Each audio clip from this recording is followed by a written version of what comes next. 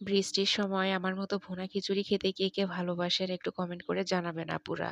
আমি তো জানি প্রায় সব আপুরাই বৃষ্টির সময় খিচুড়ি রান্না করে। আর তার সাথে যদি একটু মাছ ভাজা বা মাংস ভুনা থাকে তাহলে আরো জমে যায়। আমি আজ সব রকমের থেতো মসলা দিয়ে খিচুড়ি রান্না করব। আদা, রসুন, পেঁয়াজ, মরিচ সবকিছু আমি থেতো করে নিয়ে ভালোভাবে কষিয়ে নিয়ে চাল আর ডালও ভালোভাবে কষিয়ে নিয়ে তারপর একটু ঝোল দিয়ে বসিয়ে দেব সেদ্ধ হওয়া পর্যন্ত।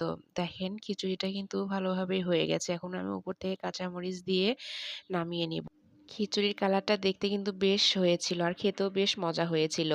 এখন আমি এই ছোট ইলিশ মাছগুলো হলুদ, লবণ, মরিচ দিয়ে ভালোভাবে মেখে নিয়ে ভাজতে চলে যাব। খিচুড়ির সাথে কিন্তু এই ছোট ইলিশ মাছ ভাজাগুলো আমার বেশ মজা লাগে। এক করে আমি সবগুলো দিয়ে একটু কড়া করে ভেজে নিব। কারণ কড়াই ইলিশ মাছ ভাজা খেতে আমার বেশ ভালো লাগে। মাছ ভাজা হয়ে গেছে, এখন আমি তুলে নিয়ে খিচুড়িগুলো পরিবেশন করে নিব। একটা প্লেট নিয়ে তার মধ্যে খিচুড়িগুলো বেড়ে নিলাম। এখন আমি মাছ নিয়ে নিব, লেবু, শসা, কাঁচামরিচ, পেঁয়াজ এগুলো দিয়ে খিচুড়ি পরিবেশন করব। এভাবে খেতে কিন্তু আমার বেশ ভালো লাগে। আর এর সাথে যদি একটু আমের আচার থাকে তাহলে আরো বেশ মজা লাগবে খেতে। আর আমার ভিডিওটি যদি আপনাদের ভালো লাগে তাহলে লাইক, কমেন্ট, শেয়ার করে পাশে থাকবেন। ভিডিওটি দেখার জন্য ধন্যবাদ সবাইকে।